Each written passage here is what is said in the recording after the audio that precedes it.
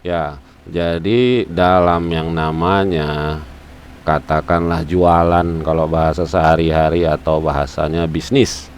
Bisnis akan hidup kalau dia memperoleh revenue, pendapatan. Pendapatan di dalam bisnis ya selalu ada dua. Nah, pendapatan dari produk atau pendapatan dari jasa. Nah, ada dua pendapatan selalu di dalam bisnis.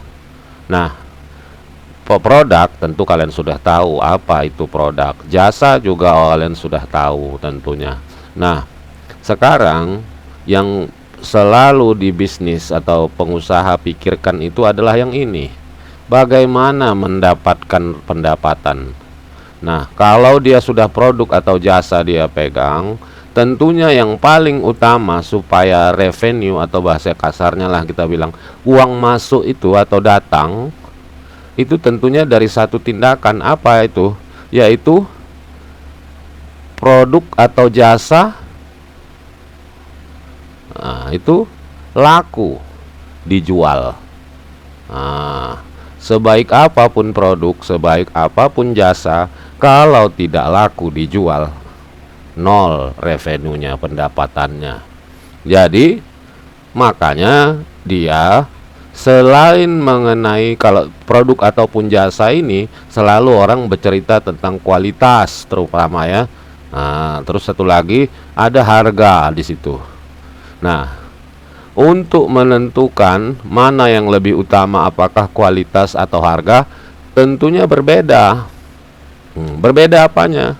Berbeda satu apa yang dijual, maksudnya jasa apa, produk apa yang kita jual. Kedua, marketnya, siapa pasarnya. Ketiga, harganya berapa dan lain-lainnya.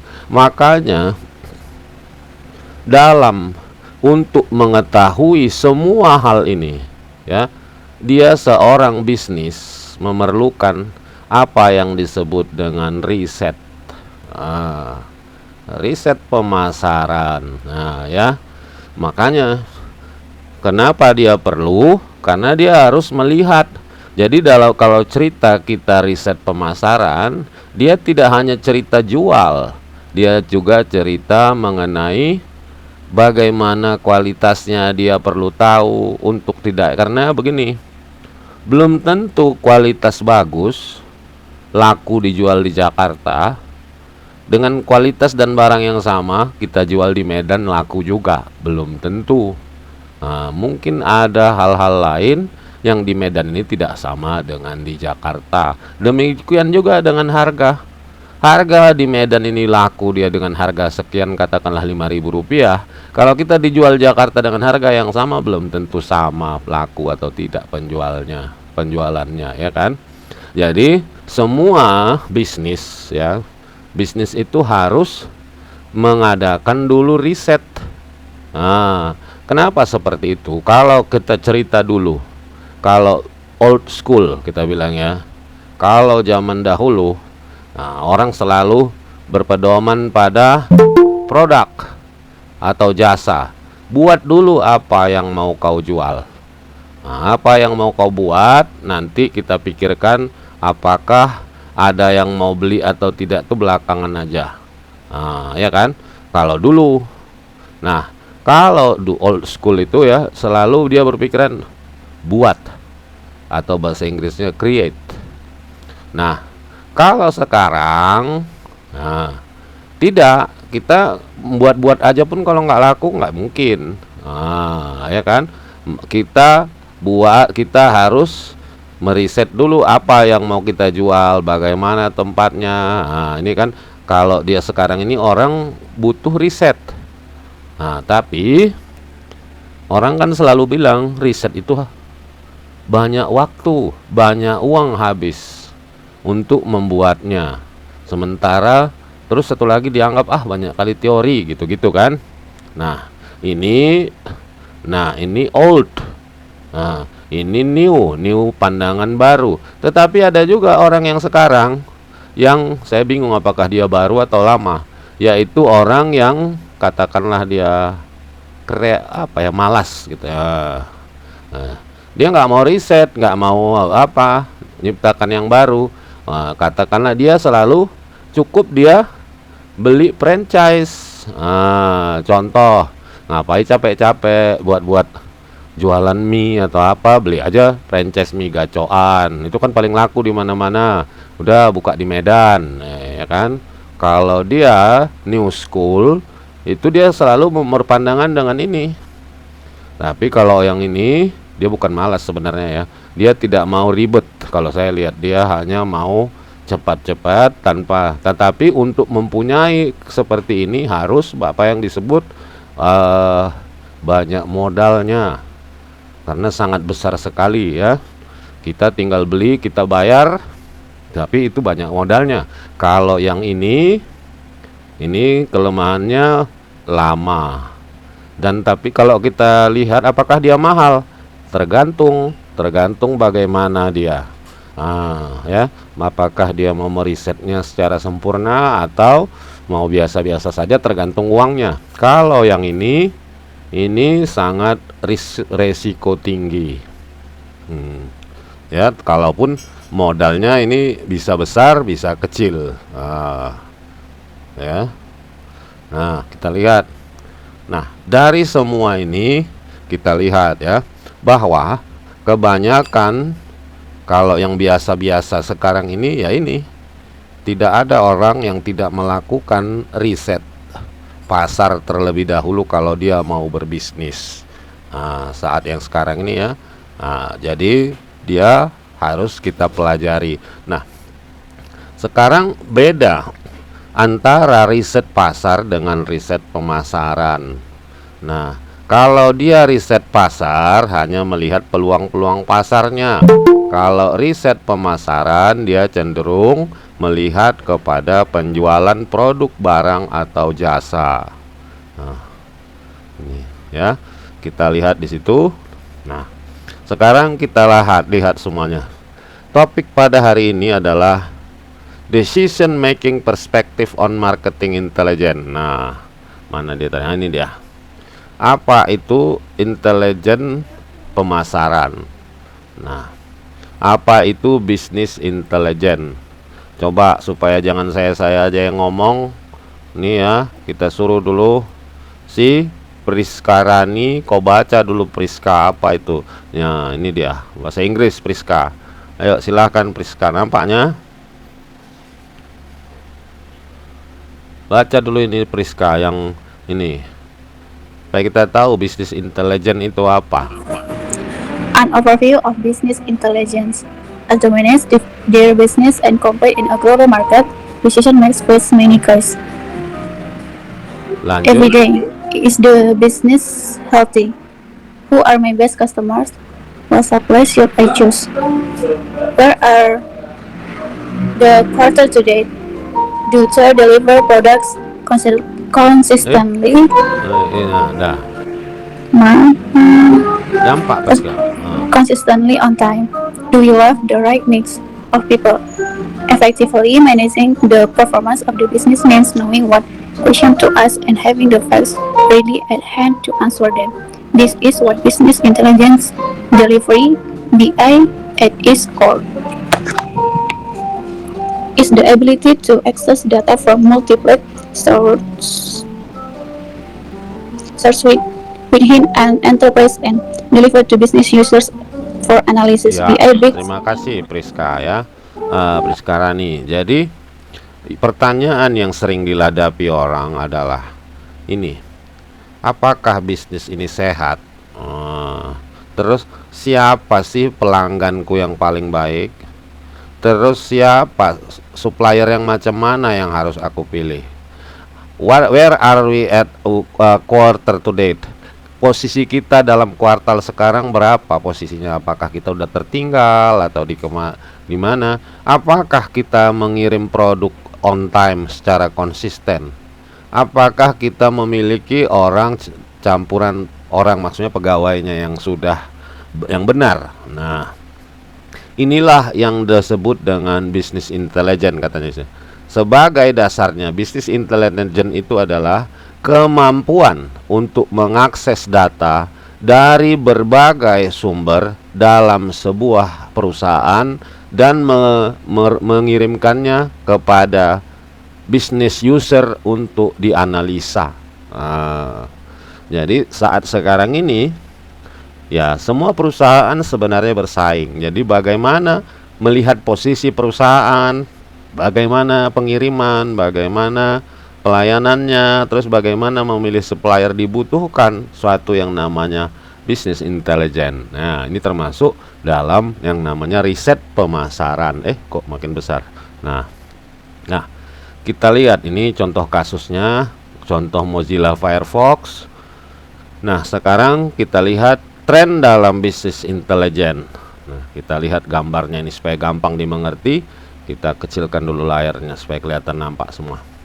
Nah, di sini dari sebuah perusahaan atau usaha, pertama mengenai keuangan harus kita tahu, mengenai manajemen, mengenai marketing, harus mengenai akuntansinya.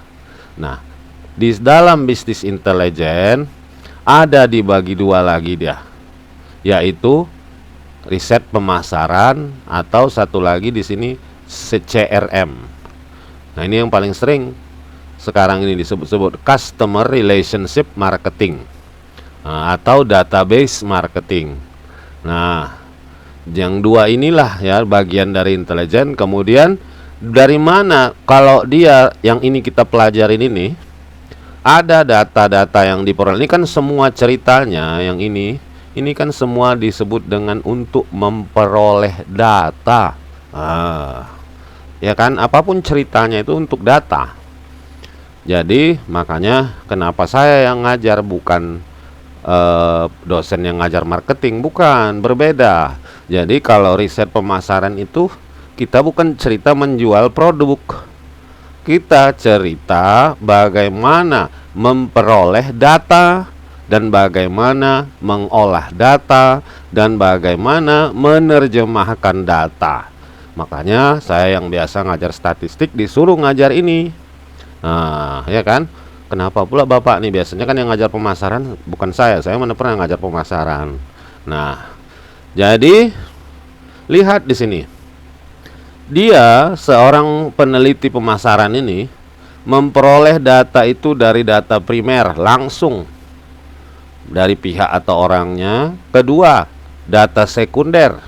Nah, hampir sama dengan kayak statistik dulu. Nah, yang ketiga dari sumber-sumber yang sudah ditentukan atau distandarisasi.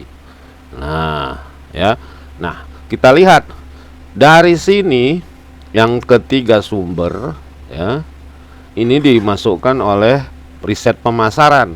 Kemudian CRM melihatlah mereka apa hasilnya nanti setelah data itu. Kan ada 3 tahapan dalam statistik.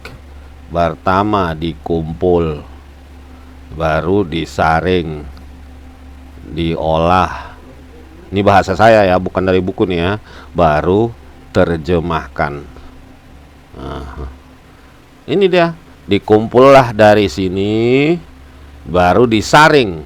Karena tidak semua yang ada itu bisa dipakai. Ada yang perlu dibuang, ada yang bisa dipakai, baru dia diolah, baru diterjemahkan. Nah, hasilnya ini yang dari riset pemasaran muncullah yang namanya prospek, kemungkinan besar yang akan diperoleh akan datang. Muncullah yang bagaimana ciri-ciri pelanggan yang bisa kita gunakan. Terus seberapa tajam tingkat kompetisi. Terus bagaimana posisi produk ataupun pasar. Jadi paham kalian semua kan apa yang akan dihasilkan. Ini coba kalian lihat-lihat dulu, kasih waktu 3 menit. Lihat-lihat dulu gambar ini supaya nanti kau ditanya orang, apa sih yang kau pelajari di riset pemasaran. Sebelum nanti kusuruh satu-satu dengan bahasanya sendiri menceritakan ini. Coba lihat-lihat dulu. Nah, sekarang saya suruh si Arta Elizabeth. Coba Arta Elizabeth ceritakan dulu, kenapalah kau perlu belajar riset pemasaran. Arta, pakai bahasamu sendiri aja yang baru saya jelaskan tadi. Nggak masalah, salah juga nggak apa-apa.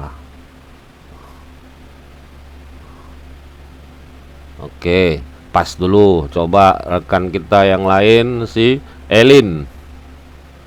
Elin, ceritakan dulu. Kenapa kau belajar riset pemasaran?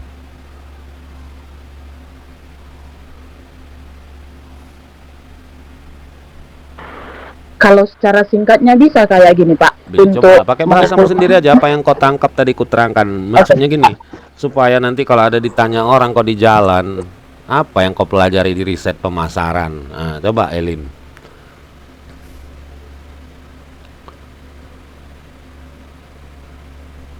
Elin, Baik Pak. nah, coba dulu. Eh, dalam riset pemasaran, kita bisa membantu bisnis dalam memahami pelanggan-pelanggan mereka, mengenal pelanggan, menjalankan pelanggan untuk langkah pertama untuk menjalankan bisnis yang lebih sukses Pak. Misalnya kayak memahami jiwa konsumen, kebutuhan, preferensi dan perilaku yang terus berkembang. Dalam melakukan riset juga menggunakan data-data dengan menggunakan survei. Survei misalnya seperti karakteristik pembeli, misalnya kayak gitu Pak. Oke.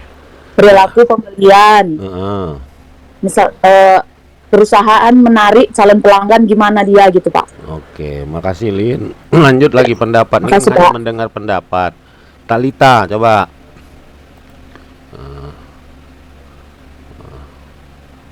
Baik Pak, menurut saya kenapa dilakukan riset pemasaran karena saat kita ingin menjalankan bisnis, kita harus melakukan riset dulu di lapangan. Nah, itu diperoleh dari beberapa data. Ada dari data primary data, second data dan standar datanya. Nah, itu dari hasil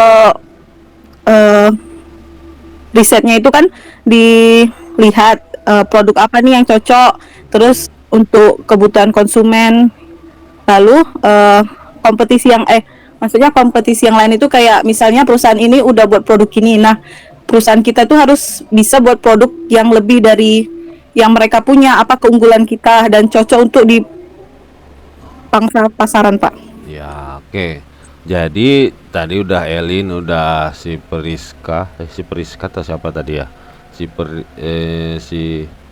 Arta Elizabeth ya, atau ya pokoknya itulah, saya hanya ingin mendengar pendapatmu sendiri. Tetapi intinya supaya kita paham, kalau ada yang nanya bahasa halusnya atau kasar bahasa hariannya, ini kuncinya. Riset pemasaran itu harus memperoleh data. Apa hasilnya supaya bisa yang 4 ini? Nah, tujuan dia, satu, produk pasar atau pasarnya gimana. 2, bisa memperoleh tingkat kompetisi. 4, pelanggannya. Kedua, prospek atau ini kita bikin bahasa Indonesianya masa depan.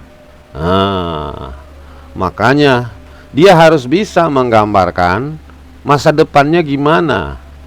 Jadi berbeda dengan kalau belajar marketing saja, pemasaran. Nah, itu kan hanya ceritanya, itu bukan kerjaan kita.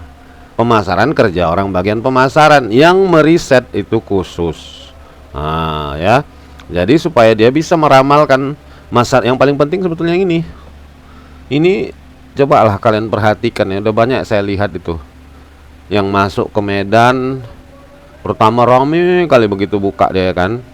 Habis itu nggak berapa lama sunyi, berapa lama tahannya. Nah, dulu saya pernah juga lihat-lihat itu yang mie gacoan. Dulu saya pikir ini ini bentarnya nih. Rupanya sampai sekarang mie gacoan itu masih jalan terus, masih rame aja terus. Saya pun nggak tahu tahap apa penyebabnya. Nanti kita teliti lah itu dulu. Kenapa dia bisa bertahan terus? Nah, jadi prospek kedepannya kemana gitu. Nah, inilah yang kita pelajari kalau kita cerita. Jadi kalau kalian ditanya marketing research atau riset pemasaran itu ada 4 hasilnya. Bagaimana dia bisa melihat produk ataupun pasarnya, bagaimana dia bisa melihat kompetisi, bagaimana dia melihat pelanggan, dan yang paling penting bagaimana dia bisa meramal masa depan. Oke, paham tuh ya? Semananya, paham kalian dah? Paham, Pak. Paham ya? Udah, itu makanya saya yang ngajar, bukan Pak Saparudin, Pak apa yang dosen-dosen marketing itu. Bukan, ini cerita mengenai angka-angka. Nah, sekarang nggak usah cerita lagi marketing intelijen, kita sekarang masuk kepada marketing research-nya. Jadi, kalau tadi kita lihat sekilas ya, jadi riset pemasaran itu termasuk salah satu bagian dari intelijen bisnis. Ya kan? Jadi kalau ini biasanya perusahaan-perusahaan besar atau BUMN besar dia harus punya ini. Ada intelnya. Yang memata-matai, memeriksa lawan-lawan, ya. Karena kalau sekarang ini ada 2 kan selalu yang mempengaruhi perusahaan. Sama kayak kau. Kau itu juga ada 2. Apa itu? Yang pertama, yang paling penting sebetulnya mempengaruhi manusia itu adalah ini, lingkungan internalnya. Kedua, ada lingkungan eksternal. Ya, sama kayak dirimu juga. Dirimu mungkin dipengaruhi banyak oleh lingkungan internal, keluarga, teman dekat. Nah, contoh yang lain yang keluar di luar dari dirimu yang bisa mempengaruhi nasibmu antara lain contoh politik. Politik berpengaruh. Siapa presidennya, siapa ini ada pengaruhnya juga, tapi nggak banyak. Baru yang lagi di luar kita, keadaan ekonomi negara kita ini.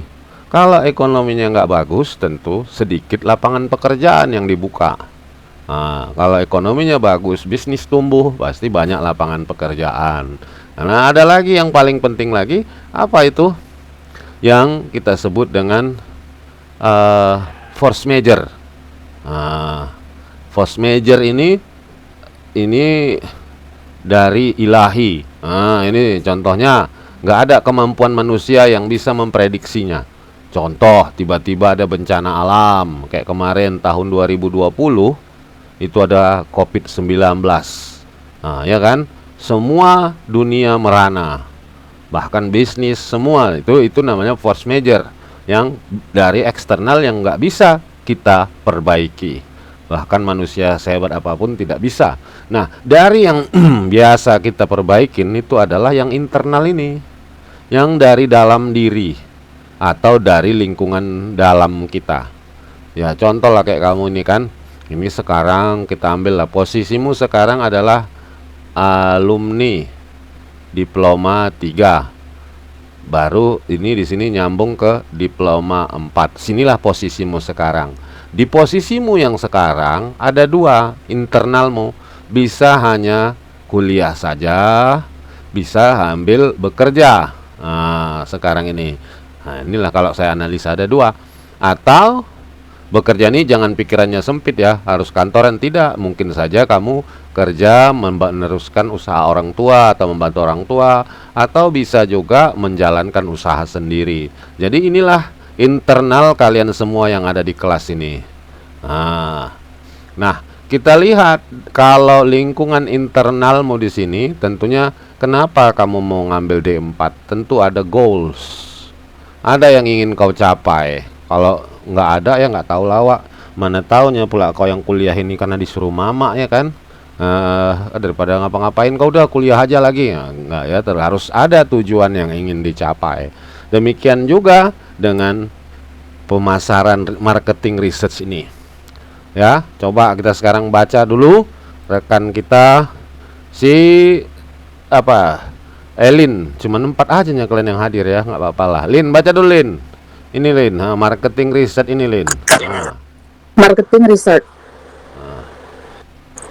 Any marketing organization should have a marketing intelligence system in place that help them obtain information on customer need and gather marketing intelligence that will help them understand how to satisfy Satisfy. does needs efficiently. Is this decision a Tunggu Lin, company kita makes? besarkan Lin layarnya sedikit. Lin.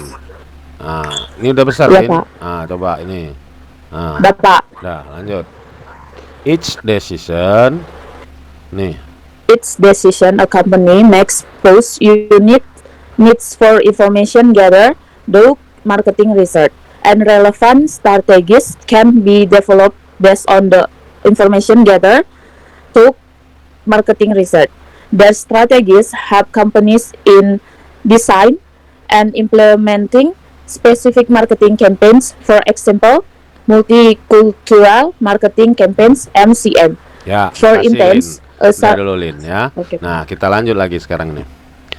Apapun organisasi atau badan atau perusahaan pemasaran harus memiliki sistem intelijensi pemasaran yang membantu mereka memperoleh informasi tentang kebutuhan konsumen dan mengumpulkan intelijen pemasaran yang akan membantu mereka memahami bagaimana memuaskan kebutuhan-kebutuhan ini secara efisien.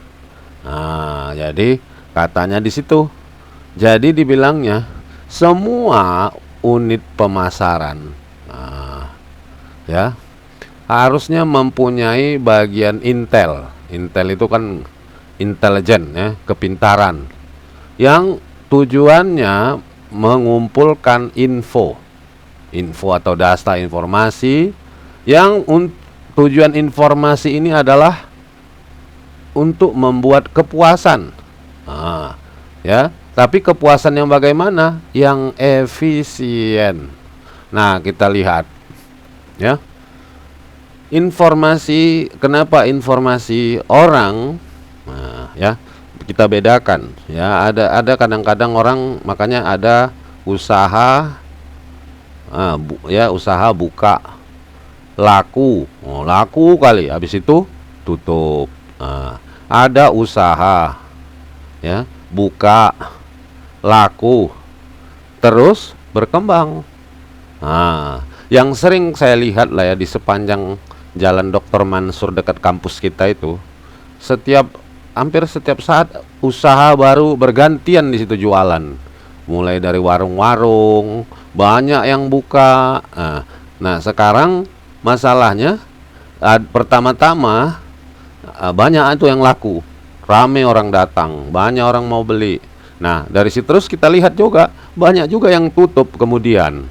Contohnya banyaklah di sepanjang Dr. Mansur itu, kalau saya pulang dari kampus lihat-lihat yang jualan berganti-ganti, setiap tahun, setiap bulan berganti. Tapi ada juga yang di sekitaran situ saya lihat yang model ini, buka usaha, ya kan, laku dia. Dan sekarang kita lihat usahanya itu ada cabang-cabangnya, dan dia tetap ada di Jalan Dr. Mansur itu.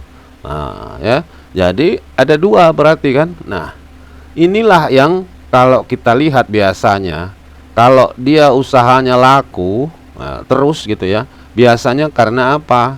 Karena ini pelanggannya biasanya puas atau terpenuhi keinginannya.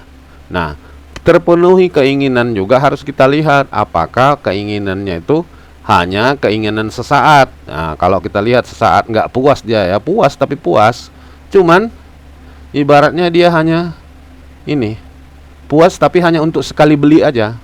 Untuk membeli kedua kali dia akan mikir-mikir. Nah, ada kayak gitu kan, kalian pasti pernah juga kayak gitu. Aku pingin, dibeli lah ya kan, ada yang baru, enak, bisa juga kalian nanti berpikir, beli lagi lah untuk kedepannya. Nggak usah lah beli lagi, udah taunya rasanya. Mungkin satu karena mahal, kedua bisa saja memang tak sesuai selera gitu. Orang hanya beli pertama itu hanya pingin nyoba saja, pingin tahu aja orang. setelah tahu rasanya tak mau beli lagi. Nah, jadi itu yang kebanyakan yang akhirnya membuat usaha itu buka, habis itu tutup. Nah, karena dia memang diperolehnya pelanggan yang puas. Tapi puasnya bagaimana? Puas sesaat, bukan puas untuk melakukan apa yang disebut tadi, melakukan pembelian ulang. Nah, dan dia berarti tidak efisien. Nah, ini dikatakannya harus dengan efisien. Nah, katanya setiap keputusan yang dibuat oleh perusahaan pose unique needs for information gathered through marketing research.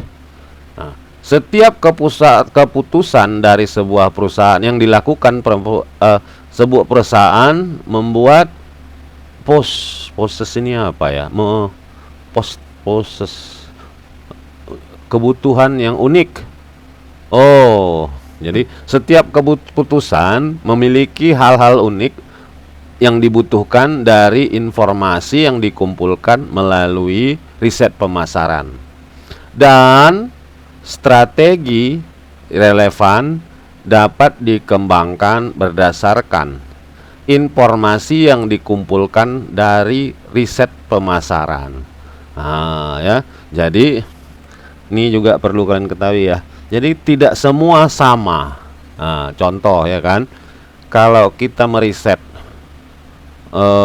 lokasi yang berbeda, pasti berbeda caranya, nggak boleh sama gitu.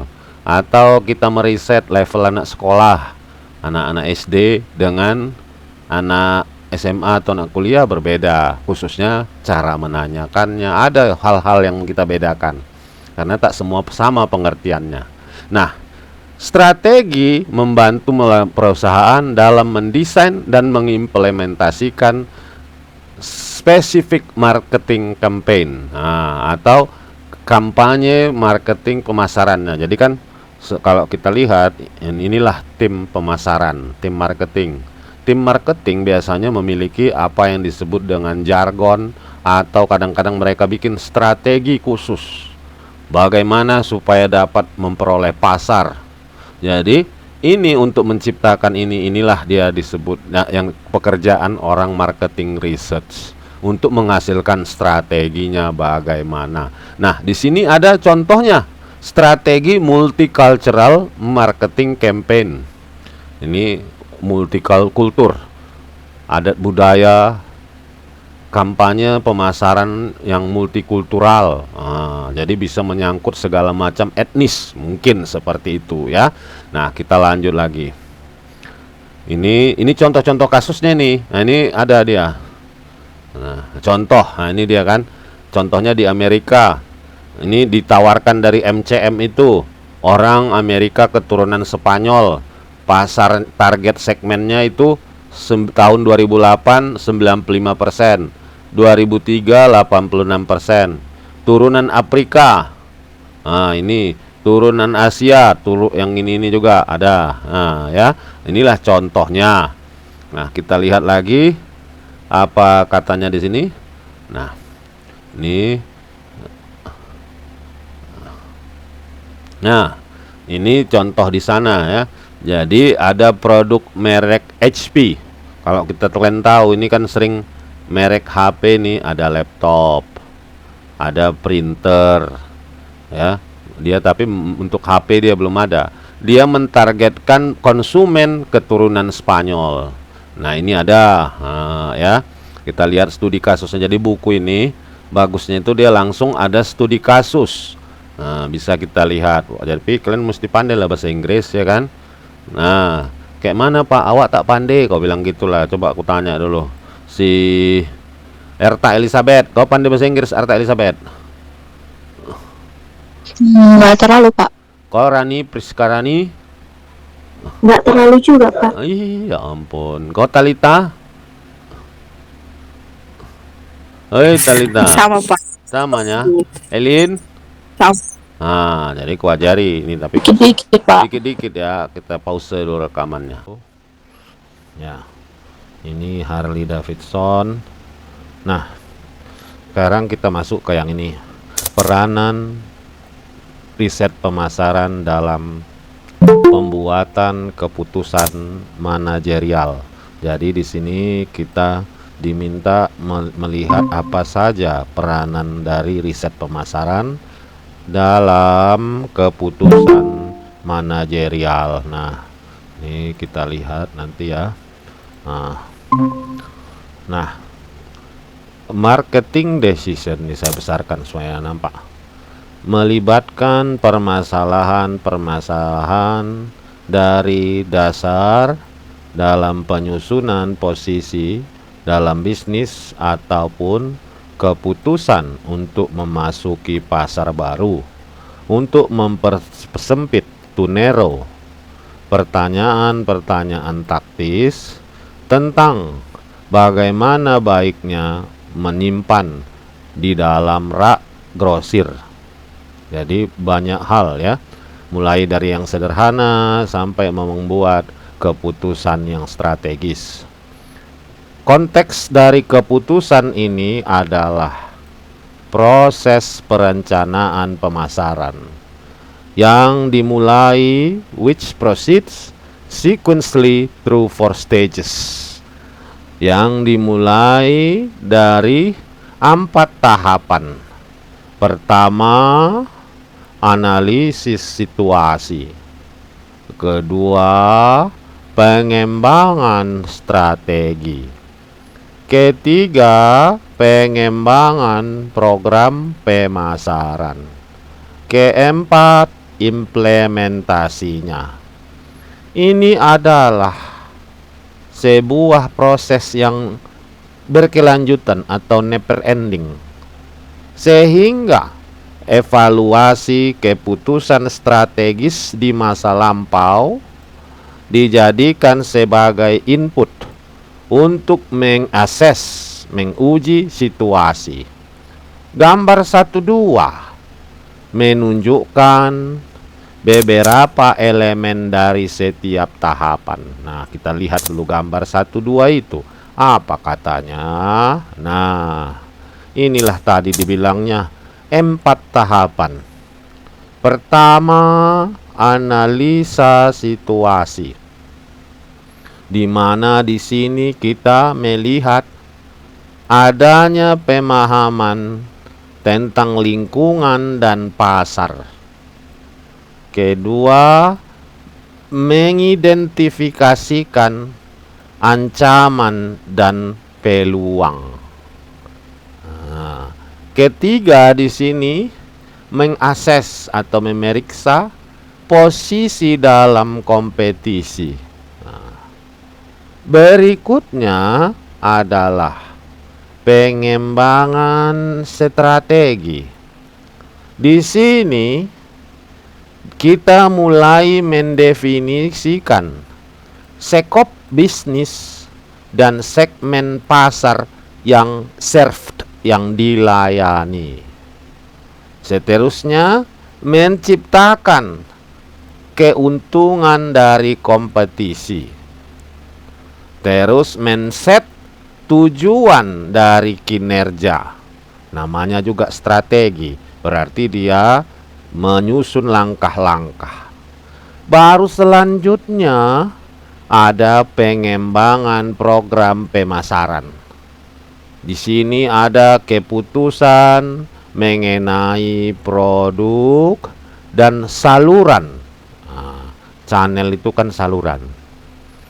Terus ada keputusan mengenai komunikasi. Terus keputusan mengenai harga. Terus keputusan penjualan pribadi atau langsung. Setelah kita tahu situasi, kita bikin strategi, terus kita kembangkan program pemasarannya. Tahap terakhir adalah apa yang disebut dengan implementasi. Di sini adanya monitoring dari kinerja.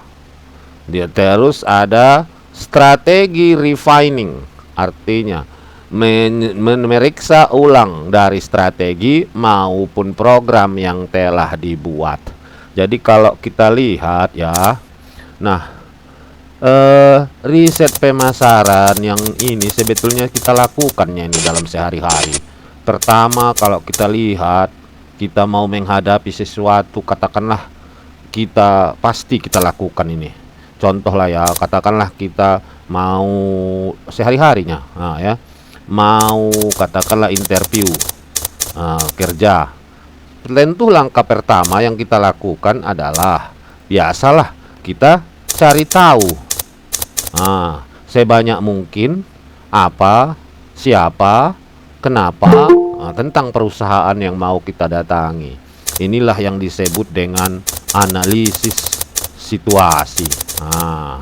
Selanjutnya biasa juga kan kalau kita mau pergi ke tempat yang baru, kita sering juga kita bikin waktu interview itu ada kita bikin strategi kita kira-kira. Umpamanya kita sudah tahu itu perusahaan bergerak di bidang otomotif roda 2. Tentu kita sudah pelajari. Kalau nanti begini ditanya, ini ku jawab. Terus ada lagi. Nah, biasa juga itu kan sudah kita buat strateginya, baru kita bikin langkah-langkahnya. Langkah-langkah. Atau kalau bahasa buku ini pengembangan program. Kalau dia bilang di buku ini kan program. Nah, baru terakhir kita sudah mau di interview, kita sudah siap. Ya, makanya kita implementasikanlah apa yang kita siapkan tadi. Nah, seperti ini semua sebenarnya. Jadi kalian pun harus tahu ya kalau ditanya tiba-tiba apanya langkah-langkah riset pemasaran, ya seperti kalian juga lah sehari-hari. Itulah kalau kita mau ke sesuatu yang baru, apalagi sesuatu yang baru kita inginkan, kita selalu melakukan namanya analisis situasi. Baru kita pikir, nah semuanya ini ya kan, ini biasanya tak bisa ini semua hanya ya ini. Tidak bisa ini semua hanya nothing. Nothing artinya tidak hanya bisa dipikir-pikirkan saja. Oh, kalau ini begini, kalau ini begini, hanya di dalam pikiran kita. Kalau hanya di dalam pikiran itu nanti jadi apa? Menjadi hayalan. Nah, macam mana supaya dia bisa kita apakan? Ya sama seperti yang lain. Ini semua harus ditulis. Ya paham kalian itu ya. Kalian pun kalau ada sesuatu biasakan untuk menulis. Ya si Elin masuk ya. Nah, maksudnya macam mana ya?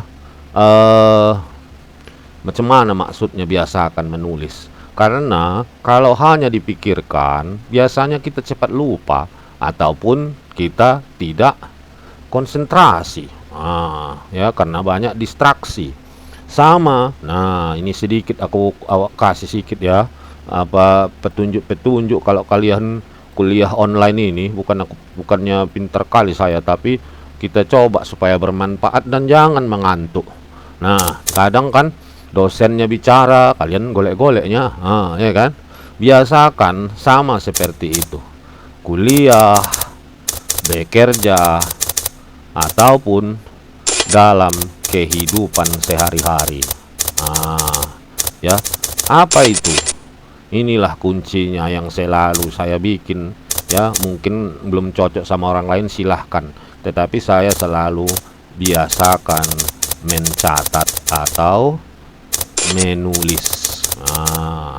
Ya, jadi saya pun dulu waktu S3 di USU itu tahun 2021 juga lagi COVID.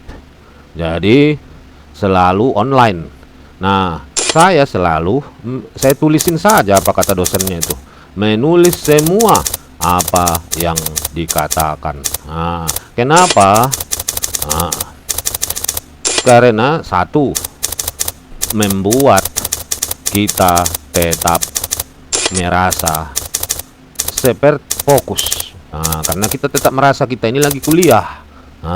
Kedua, ya kita bisa lebih memahami. Jadi ya jangan kalian salah paham. Kalau kita coba mengingat, mengingat itu ada batasnya. Mungkin 1 jam, 2 jam mungkin kalian sudah lupa. Tapi kalau kita tuliskan, kita bisa memahaminya. Kenapa juga? Karena yang kita tulis itu adalah bahasa kita sendiri. Jadi kita tentunya lebih paham. Nah, seperti itulah ya, biasakan mencatat atau menulis. Karena dengan kita menulis, apalagi kalau online seperti ini, bisa kita terlena, hanya sekedar hidupkan kamera, connect ke online, tapi tidak apa-apa yang dikerjakan ya. Tetap nanti kalian juga kalau sudah bekerja, kalau kalian selalu berusaha mencatat atau kata pimpinan kalian, mudah-mudahan karier kalian pun akan bagus. Contoh lah ya, contoh ini bukan kita lihat ya, pamanya itu kalau rapat ya, atau kita lihat sidang kabinet. Ya tentunya kalau ada kabinet tentunya ada presiden. Di Indonesia ya, jangan kita lihat luar negeri. Coba kalian lihat, kalian pasti melihat bahwa ya semua menteri itu mencatat, ya mencatat semua apa yang dikatakan. Walaupun ya kita lihat ya, zaman sekarang ada HP, ada tablet, ya bahkan tapi tidak pernah itu mereka selalu di depan presiden itu selalu membawa buku dicatat. Ya memang seperti itulah seharusnya, tapi itu semua terserah kalian. Tetapi ingat, dengan mencatat ya, prinsip saya itu ya, mencatat 100% ya, 100% lebih baik dari sekedar mendengar. Ya, karena mendengar bisa membuat kita lupa, mendengar kita bisa terdistraksi dengan sekitar kita, tapi kalau kita mencatat, kita tetap. Karena apa? Kuncinya itu sebenarnya ya, mencatat itu, mencatat tidak harus paham. Ini ya, tidak harus paham kita. Kalau saya dulu, saya selalu mencatat semua. Karena saya tidak diminta untuk paham. Nanti setelah selesai saya catat, saya renungkan, saya baca, baru saya paham. Itulah sebetulnya kuncinya ya, di kehidupan, di perkuliahan, apalagi nanti di dunia kerja. Pimpinan akan sayang kepada bawahan yang selalu berusaha mengingat apa yang dikatakannya. Untuk mengingat semua itu tentunya harus kita catat. Ya, mudah-mudahan bisa kalian amalkan nanti di dunia kerja kalian. Nah, kita masuk ke ini analisis situasi. Ya, ini kita lihat. Nah, di sini ada contoh. Untuk consumer good manufaktur, yaitu produsen barang konsumen. Apa-apa saja yang perlu mereka analisis atau situasinya yang bagaimana. Ini coba kita gampang aja, kita kecilkan dulu ini ya, supaya jangan capek kali kita. Saya copy, cap, saya pakai snip, saya tap, saya copy, kita masukkan chat GPT ya, lebih mantap ya kan. Kita masukkanlah. Capek kali hidup ini kadang-kadang kalau semua dipikirkan. Kita tutup ini dulu. Nah, kita masukkan kemari, pastekan. Jelaskan item-item di atas. Nah, udah supaya dia jelaskan. Ini contoh analisis situasi dari sebuah perusahaan manufaktur. Nah, kita lihat ya, biar saya besarkan sedikit supaya nampak kalian ya. Pertama, lingkungan pasar atau market environment. Apa betul seperti itu? Kita juga tak boleh terlalu percaya sama chat GPT ini. Ini dia memang betul, market environment. Nah, kita lihat di sini teknologi. Nah, di sini ada katanya. Ada yang mau masuk lagi kawan kita izinkanlah, si Talita. Udah masuk dia. Nah, kita lihat di sini bahwa lingkungan pasar mencakup faktor eksternal yang mempengaruhi kondisi bisnis dan pemasaran suatu perusahaan. Apa saja itu? Satu, teknologi. Inilah yang sekarang ini perkembangannya sangat cepat. Kedua, adanya tren ekonomi, faktor ekonomi juga ya. Kadang-kadang di luar sana harus kita lihat. Ada lagi yang mau masuk. Kita lihat sih ada masuk. Ya. Nah, kita lihat lagi di situ. Adanya faktor sosial.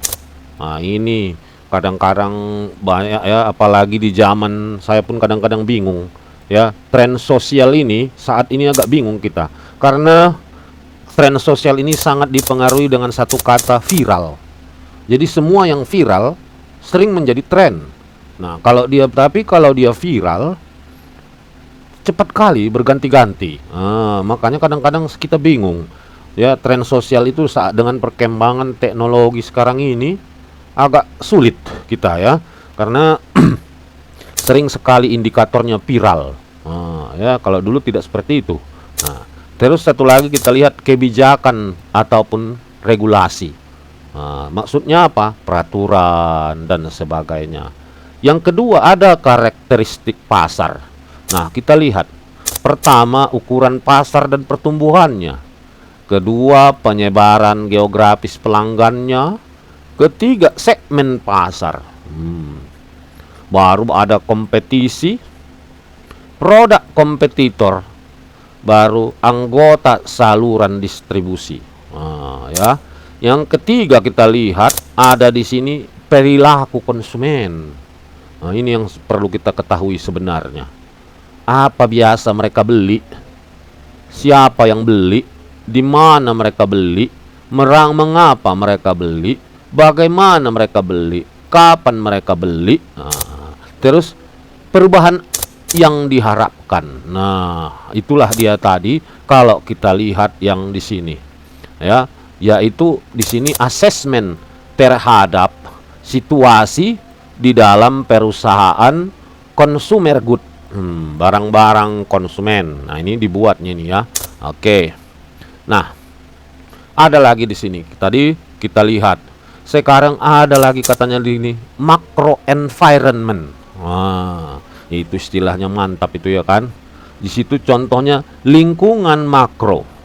Termasuklah di situ adanya yang disebut politikal, regulatori, trennya, ekonomik, macam-macam lah ya. Jadi macro environment, lingkungan luar yang besar. Nah, ada lagi di sini. Katanya di sini, kita lihat di sini ya. For example, the most important influences on the demand for consumer packaged food product over the last decades. Nah, contohnya, pengaruh yang paling penting atas permintaan produk-produk paket makanan oleh konsumen selama beberapa dekade yang lalu. Jadi kalau kita lihat 1 dekade sama dengan itu 10 tahun. Jadi mulai dari 10 tahun yang lalu berarti 2015 yang lalu. Apa yang terjadi? Nah, kita lihat. Pertama, adanya perpindahan demografik. Jadi kalau sekarang kita lihat di Indonesia ya, sekarang ini ada namanya pertumbuhan penduduk yang usia muda yang sangat banyak. Ya, katanya contohnya kalau di luar negeri banyaknya usia aging yang semakin tua. Tapi kalau kita di Indonesia banyak sekarang kaum muda yang lahir setelah. Kenapa? Coba tanya dulu. Kenapa lah banyak anak muda sekarang ini? Coba dulu. Ini stop sharing dulu ya. Coba Arta, kenapa lah menurutmu banyak kali anak muda sekarang ini Arta? Khususnya sejak kelahiran awal 2000. Dimulai tahun 2000 meledak penduduk Indonesia ini. Kenapa? Coba Arta. Menurut saya Pak karena pernikahan dini Pak. Pernikahan dini, ya. Kalau kau Dayun, kenapa sekarang ini? Berarti kalau kelahiran 2000, orang itu berarti rata-rata itu sekarang berumur 24, 25, berarti umur 20-an mulai 17 sampai 23 gitu. Banyak kali sekarang ini. Dayun, macam mana menurut kau? Nggak dengar dia, bah. Talita, macam mana?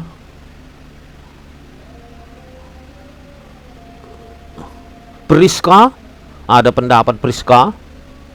Kalau menurutku gitu kan Pak, kenapa banyak anak muda, salah satunya kayak dibilang si Arta tadinya Pak, karena kita lihatlah di Indonesia terkhususnya gitu kan, bahkan masih SMP pun Udah mereka menikah? iya gitu. Jadi dari anak mereka aja, udah dari keluarga mereka aja nanti membuat banyak lagi generasi berikutnya gitu kan Pak. Nah, ini belum dituntut untuk menikah tapi sudah menikah gitu. Oke. Kalau kau Dinda, cuman menurutmu Dinda, kenapa banyak kali pecah ada namanya ledakan generasi muda saat ini? Dinda. Menurut saya Pak, karena banyak pengangguran Pak. Pengangguran? Iya, tahun 2000-nya ini ceritanya, kan orang tua rata-rata lahir tahun 2000. Ya mungkin, baiklah, nggak apa-apa. Kalau kau Talita, apalah penyebabnya banyak kali anak muda sekarang ini? Si Talita mungkin lagi sibuk dia syuting. Kalau kau Dayun?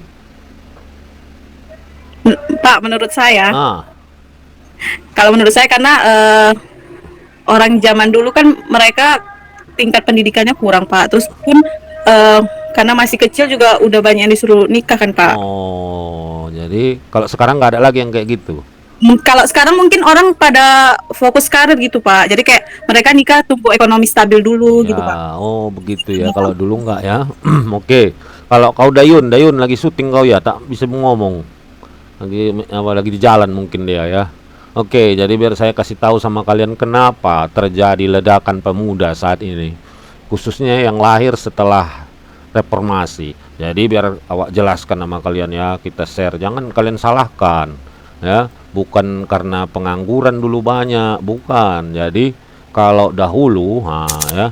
Jadi kalau periode sebelum 1998, inilah kan masa yang dibilang orang reformasi. Ya kan? Sebelumnya itu kan presiden kita adalah Presiden Soeharto. Nah, Pak Presiden Soeharto itu ada selalu membuat program namanya KB. Apa itu KB? Bertahu kalian, keluarga berencana. Jadi selama 30 tahun atau 20 tahun lah dia berkuasa, Pak Harto itu selalu memaksa orang 2 anak cukup. Hanya 2 anak gitu. Jadi sangat gencar. Jadi setelah reformasi ya, Pak Harto kan jadi jatuh. Jadi dia tidak presiden lagi. Semua orang merasa apa dibilang ya, euforia. Taulah kan, merasa bangga bebas. Euforia akan kebebasan. Jadi dianggap, orang-orang itu menganggap KB itu sebagai penindasan dulu. Mungkin saya pun tidak tahu ya, tapi yang saya amati sejak reformasi inilah banyak anak-anak orang Indonesia lagi. Kalau dulu itu 2 anak dibikin Pak Harto.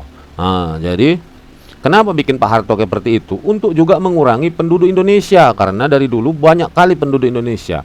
Makin banyak penduduk semakin susah negara, karena harus makin banyak yang dikasih makan. Jadi sesudah Pak reformasi, aturan-aturan yang dibuat Pak Harto itu dilanggar sehingga orang bebas-bebas saja semuanya, ya kan? Banyak-banyak lah mulai lagi anak orang.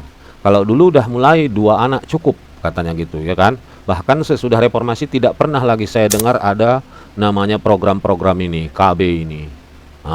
Ya, jadi itu sejarahnya mungkin ya, saya pun tidak tahu. Tapi yang saya amati, saya lihat meledaknya di situ. Kalau dulu dilarang orang, diperiksa ibu-ibu hamil, udah 2 anak cukup katanya, supaya jangan menderita bangsa kita, katanya seperti itu.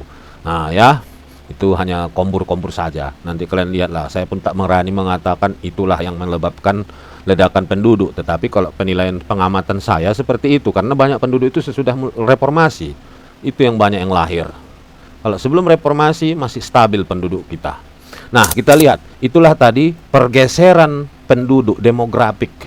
Jadi kalau di luar negeri, masalahnya adalah banyak umur yang aging adult, orang tua, dewasa. Kalau kita tidak, di Indonesia nih agak aneh. Kita yang adult. Itulah yang umur 20-20-an itu. Ya. Karena seharusnya kalau kita tidak ada ledakan, kita mengalami masalah yang seperti ini. Kalau normal negara kita itu harusnya seperti ini. Kebanyakan orang tua. Nah, kalau sekarang kita kan kebanyakan anak muda. Nah, makanya harus pandai-pandailah ya kalian yang anak muda ini mencari kesempatan supaya kalian bisa memenangkan persaingan di antara anak-anak muda ini. Karena ini banyak sekali. Kalau nggak salah sekarang ini yang seumuran kalian ini ada sekitar 30% dari penduduk Indonesia. Ya, kalau nggak salah, nanti kalian lihat aja lah di Google berapanya sebenarnya anak muda di Indonesia ini. Ya, nah kita lihat berikutnya ada perubahan yang cepat. Ini terjadi juga ya, tapi di Indonesia ini sudah agak aneh gitu. Coba ya kita lihat dalam struktur keluarga yang sebagai hasil dari penundaan pernikahan. Baru istri yang bekerja dan tingkat perceraian yang tinggi. Ini contoh-contoh di luar negeri. Makanya di luar negeri itu kadang-kadang perempuan menikah itu sudah sekitar 35 tahun umurnya. Ya. Kenapa? Karena dia udah. Tapi Indonesia akan menuju seperti itu nantinya. Ya, ada karena apa? Istrinya juga bekerja dan tingkat perceraiannya juga tinggi. Tapi kita tidak tahu, tidak kita harapkan lah. Kita mau yang normal-normal saja lah. 25 tahun nikah, paling lama 30 lah. Jangan sampai 35. Oke, kita lanjut lagi ya. Adanya pertukaran nilai-nilai yang dulunya sebagai konsumer menjadi orang-orang yang sibuk mengurusi ekonominya dan emosi keberadaannya. Jadi ini juga terjadi ya, tapi belum separah kayak di luar negeri ya. Konsumen itu lebih memilih untuk dirinya sendiri dan memikirkan uangnya. Nah, ini belum terjadi di Indonesia. Contoh kenapa saya katakan seperti itu, kita lihat di Indonesia nih, apalagi di Medan nih, hanya ini kuncinya. Itu. Ada makanan viral, ayo, apa kita? Itulah. Kalau di luar negeri kan dia sibuk dengan mengukur ekonominya, keuangan dia. Kalau di sini tidak. Apa yang viral, hajar terus. Ya, itulah kadang-kadang. Tapi itu berbeda-beda, wajar. Luar negeri itu udah merdeka 200 tahun, kita mungkin masih 70 tahun. Ya kan? Nah, kita lihat di sini lagi. Tren ini dihasilkan dari peningkatan kepedulian tentang kualitas makanan, nilai-nilai gizi, fitness atau balik ke alam. Ini juga udah mulai di Indonesia. Ya, udah mulai orang menimbang makanannya, udah mulai orang mengurangi gula gitu-gitu ya. Bahkan ada yang nggak makan nasi ya kan, supaya katanya jangan gemuk. Banyak kali kawan saya kayak gitu saya lihat. Nah, terus understanding the customer, memahami pelanggan. Who they are, siapa orang itu. How they behave, bagaimana mereka berperilaku. Why they behave, kenapa mereka berlaku seperti yang sekarang ini. How they are likely to respond in the future, bagaimana respon mereka nanti di masa depan. Nah, jadi itulah kita paham mengenai customer, pelanggan kita ya. Nah, kita lanjut lagi, ini kita skip saja, nanti kalian saja tuh. Nah, tahap selanjutnya tadi pertama udah dikatakannya tadi, analisis situasi. Baru setelah situasi kita pahami, kita buatlah, kembangkanlah strategi. Ya kan? Nah, kita tahu strategi, ya, yang namanya strategi, tak ada di dunia ini strategi yang tujuannya untuk kalah. Apapun namanya strategi, tujuannya untuk menang. Tak ada strategi, kita kalah aja lah. Tidak ada seperti itu. Tujuannya untuk menang. Jadi kalau kita lihat di sini, nah kita lihat di sini ya. Ada di sini metode yang digunakan membuat dan menjual produk dan memberikan pelayanan. Jadi strateginya itu cuma 3 ini. Mencari metode untuk membuat, menjual, dan melakukan servis. Contoh lagi ya, ini coba lah ya, ini coba saya matikan dulu. Ini kisah nyata nih, kemarin baru saya baca ini di di berita online. Nah, tentunya kalian semua tahu di pinggir-pinggir jalan sekarang ini banyak kali dijual sepeda listrik Cina-Cina itu. 2 juta harganya, 3 juta harganya, mungkin ada yang sampai 10 juta tergantung. Tetapi kemarin diumumkan bahwa banyak sekali sepeda listrik ataupun kereta listrik itu nggak laku. Padahal kalau kita lihat harganya murah-murahnya dijual. Ada 3 juta, ada 2 juta, ada yang 5 juta, ada yang 7 juta. Coba menurut kau Elin, kenapa tidak laku sepeda listrik atau kereta listrik yang buatan-buatan Cina yang pinggir-pinggir jalan itu? Kalian tengoklah bertumpuk-tumpuk itu. Kemarin saya lewat jalan Setiabudi ada beberapa toko jual, itu bertumpuk semuanya. Coba Elin, menurutmu apa yang terjadi? Kalau menurut saya kan Pak, kenapa sepeda listrik di kurang laku gitu? Karena sepertinya tanggung kemanapun gitu Pak. Kalau misalnya mau digunakan untuk olahraga pun itu kan menggunakan listrik, jadi nggak efisien juga. Tapi kalau misalnya kita untuk perjalanan jauh juga itu lebih ke sepeda motor gitu Pak. Tapi kan harganya murah Elin, dibanding sepeda motor harganya udah di atas 10 juta sekarang ini.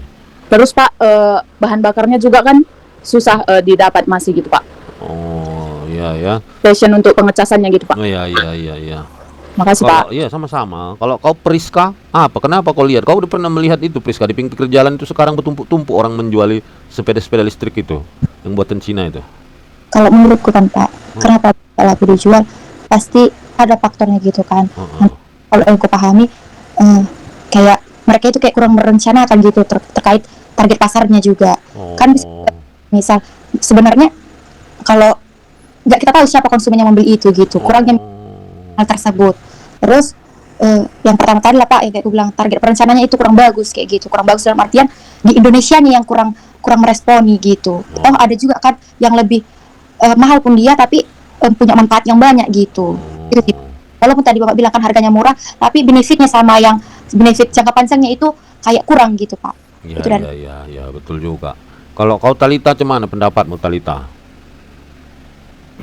Kalau menurut saya sepeda listrik kurang laku itu karena kan sepeda listrik itu pakai baterai Pak. Ya. Nah jadi kalau baterainya kan itu pasti otomatis gampang rusak juga gitu Pak. Ya. Terus kalau misalnya pun nanti berhenti di tengah jalan, ya kita mendayuh jadinya kan. Kemudian sepeda listrik ini kan nggak bisa dipakai jarak jauh Pak, paling untuk sekitar daerah kita aja gitu Pak. Jadi mungkin orang lebih milih untuk beli sepeda motor aja gitu, sekalian bisa dipakai untuk jauh gitu kan Pak. Ya betul ya, jadi semua itu kalau kita perhatikan di awal-awal laku kali sepeda listrik itu saya lihat. Banyak tetangga saya yang beli. Tapi akhir-akhir ini bertumpuk-tumpuk di toko-tokonya itu saya lihat, nggak laku. Nah, jadi mungkin ya kalau penilaian saya inilah yang terjadi, yang sering diabaikan. Apa itu yang ini? Yang katanya di sini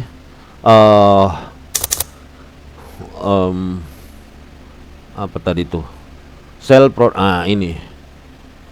Ini dia. Perform services, jasa. Contohnya mungkin ya, kalau yang nggak kita pikirkan mungkin bahwa orang udah beli, udah banyak orang bertumpuk dari tahun atau 2 tahun lalu, udah bertumpuk lah yang rusak, mungkin udah banyak baterainya yang rusak, udah soak baterainya, pasti kan cepat rusak juga itu, kayak baterai HP bisa-bisa rusak, dia kan. Nah, setelah ditanya orang, harga baterai itu mahal sekali, dan untuk memperbaikinya pun sulit, harus ganti baru. Mungkin itu juga ya. Jasa-jasa sesudah penjualan itu tidak disiapkan. Orang tuh hanya menjual saja gitu. Ya. Jadi udah banyak orang menumpuk, udah makin lama makin banyak udah sepeda listrik itu yang rusak. Tak ada tahu betulinya ataupun tahu betulinya, tapi harga spare partnya mahal sekali ya. Sama itu kalau kita lihat, mungkin harga sepeda listrik itu 2,5 juta, baterainya 1-2 juta. Jadi orang kadang-kadang ya mulai menyesal gitu. Padahal memang di mana-mana yang namanya elektronik menggunakan listrik sangat tergantung kepada baterai ya. Kalau baterainya nggak bagus atau baterainya harganya mahal, pasti orang kayak dulu pertama-tama HP keluar itu baterainya mahal, tapi makin lama spek limpul pun udah bisa kita beli untuk baterai Oppo ya. Jadi perform servicesnya kurang kalau saya lihat ya. Banyak kali orang bengkelnya pun nggak tahu kemana mau dibawa ya, tapi nggak tahu lah, itu mungkin lah ya. Tapi yang saya lihat baca kemarin di berita-berita internet itu memang menumpuk sekarang ini kendaraan listrik yang roda 2 yang buatan Cina itu. Nah, kita lanjut lagi. Nih beberapa faktor yang berkontribusi terhadap pertumbuhan perusahaan baik dari segi ukuran maupun kompleksitasnya. Pembuatan keputusan menjadi more and more kompleks ketika ukuran perusahaan semakin besar, maupun pasar perusahaan makin besar. Nah, jadi kadang-kadang, nah ini yang sering saya lihat ya kan, nah ini yang kadang-kadang kita lupa. Contoh ya kan, seringkali kita lihat di TikTok itu ada orang viral, nah ya kan, viral sampai habis itu dipanggil masuk TV-TV dia, terus dipanggil ke podcast-podcast ya kan. Nah setelah itu mungkin 3 bulan, nah orang itu hilang, nggak ada lagi tahu kita di mana dia sekarang. Udah banyak kali saya lihat kayak gitu. Nah ya kan, kenapa seperti itu? Nah kita amati ya, coba kita baca ini ya supaya kalian paham. Nah ini baca mulai dari yang ini. Ya. Nah ini coba kalian baca dulu supaya kalian paham kenapa ada yang dulu ada saya lihat yang siapa itu ya, si goyang jamet, ada si apa itu yang fashion show itu, ada banyak kali lah yang viral, berganti-ganti hilang. Nah kita lihat, udah kalian baca. Nah saya stop sharing, coba saya tanya, kira-kira menurut kalian kenapa orang viral, begitu viral kaya langsung masuk TV, panggil sana, panggil sini, panggil sana, panggil sini, tap 1 bulan 2 bulan hilang? Coba Arta, mengapa menurutmu? Dari yang tadi kita baca sekilas saja Arta.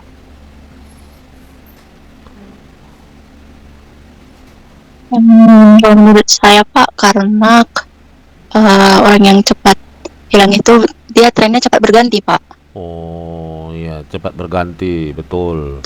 Kalau Terus- terus Arta, terus. Terus Pak, dia kontennya kadang nggak konsisten. Jadi dia kontennya gitu-gitu aja Pak, nggak ada menghasilkan ide-ide yang baru. Oh, bosan orang ya. Iya, Pak. Iya. Kalau kau Dinda, cuman kenapa orang yang viral sekarang ini cepat viral cepat hilang? Saya Pak, masyarakat Indonesia ini banyak yang kurang hiburan Pak. Misalnya kalau ada kayak bus-bus telolet waktu itu langsung viral, ya, ada kayak joget entok itu langsung viral gitu Pak. Ya. Oke Dinda ya, agak apa ya, nggak agak kurang saya dengar tadi, nggak apa-apa lah. Coba si Talita, coba menurut kau kenapa sekarang ini banyak kali, gampang kali viral, gampang kali hilang? Ada lagi yang baru dipanggil ke TV-TV dia sekarang ini, habis itu nggak ada lagi, dia nggak nampak. Menurut saya karena trennya sudah hilang Pak, sudah berganti tren lagi Pak. Nah sekarang kita balik, ini si Priska Rani. Coba Priska Rani, seandainya lah kau viral, nah kau dipanggil TV-TV, kau di podcast-podcast, apakah kau mau datang? Pertama kan gitu kan Pak. Kalau panggil yang pertama pasti datang lagi gitu kan. Tapi kan ada yang panggil Pak. Iya, mana tahu kalau kau viral. Apakah kau mau datang, kau ikuti setiap semua langkah-langkah yang diambil orang-orang yang sudah pernah viral tapi hilang setelah itu? Mau kau Priska? Agak ragu sih saya Pak, karena kan nanti pada akhirnya kayak kembali kehidupan keseharian kita gitu kan. Terus dengan yang Bapak bilang tadi di awal kan, kenapa itu gampang viral gampang hilang karena kayak nggak berlandasan strategi gitu Pak. Jadi itulah membuat itu konten atau yang viral-viral itu mudah viral mudah hilang. Misalnya Pak, kita membuat sesuatu gitu kan tanpa perencanaan, tiba-tiba orang tertarik dengan hal yang kita rencanakan. Nah, kembali lagi ke dasarnya gitu, nggak kita rencanakan loh itu. Jadi kan kita nggak tahu strateginya ke depannya seperti apa. Itu yang membuat dia hilang Pak. Ya, kalau yang sekarang ada namanya Bunda Dor-Dor. Dor-Dor apa itu? Yang ibu-ibu joget-joget Dor-Dor itu katanya kan, sampai masuk TV mana-mana, akhirnya ditipu orang dan ditipu manajernya. Nah, itulah. Jadi intinya betul yang kita bilang si Priska itu ya. Sebetulnya dia tidak siap untuk jadi viral. Tapi ada yang paten, contohnya yang bisa kita lihat. Dulu ada anak muda, dia pandai kali main gitar, namanya Alif Bata. Dia waktu itu sampai viral ke luar negeri kemana-mana, sampai mau dipanggil TV, dipanggil podcast, tapi dia nggak pernah mau. Nah, dia bilang nggak sanggup saya untuk jadi viral katanya, karena dia main gitar hanya untuk kesenangan. Nanti kalian cari di YouTube, namanya Alif Bata. Dia itu banyak kali sampai ke luar negeri, tapi satu pun TV ataupun podcast atau apapun tak mau dia datangi. Ya, dia jadi orangnya tidak mau begitu. Nanti kalian lihat di YouTube, ada dia suka main gitar nggak nyanyi dia. Dia meniru-niru gitar orang, dia coba terkenal sampai orang luar negeri, bahkan penyanyi aslinya pun komen, ya kan. Tapi dia nggak mau ikut-ikutan, tetap aja dia tinggal di desanya dan nggak mau dia masuk TV. Karena merasa dia tidak siap untuk itu. Jadi kalian ingat itu ya, tak selamanya yang datangnya cepat tiba-tiba meledak kaya itu membawa kebaikan. Ya, udah banyak. Nah, kembalilah kita ke pelajaran kita. Kita tengok lagi apa rupanya penyebabnya itu. Nah, ini dia. Kita lihat di sini. Nah, ini dia. Ini dia. Kita tidak menyadari, katanya di sini. Gets more and more complex the size of the business and market share increase, and vice versa, the business size market size decrease. Jadi semakin besar ketenaran, semakin besar perusahaan, semakin kompleks masalahnya. Jadi semakin kecil menurun, semakin kecil pula masalahnya. Jadi kalau kita tidak siap untuk besar, jangan coba-coba untuk jadi besar. Jadi, apa intinya itu? Intinya bukan melarang kita jadi besar atau kaya, tidak. Kita harus mengikuti yang namanya ini. Mulai harus kita ikuti proses. Kecil dulu, tapi supaya nanti jadi besar. Tapi sekarang ini kan orang tak mau. Orang maunya instan, cepat besar, langsung kaya. Gak usah lagi susah-susah, langsung saja. Makanya orang berebut supaya jadi viral. Yang paling sedih itu, yang saya lihat itu Bunda Dor-Dor itu kan sebetulnya mereka ibu-ibu nyanyi-nyanyi di kampung itu. Cuman ada yang menyuting, jadi masuklah orang itu ngetop, viral. Rupanya dipanggil sana, dipanggil ke daerah, dipanggil kemana-mana nyanyi. Rupanya uangnya ditelap sama manajernya. Akhirnya udah redup lagi, ya kan? Nah itulah. Jadi harus kita sadari itu, bahwa semakin besar, semakin kompleks masalahnya. Bukan berarti tidak ya, bukan melarang kalian untuk besar, kaya dan sebagainya. Tetap silahkan, tetapi ikutilah prosesnya. Ya, contoh kita lihat,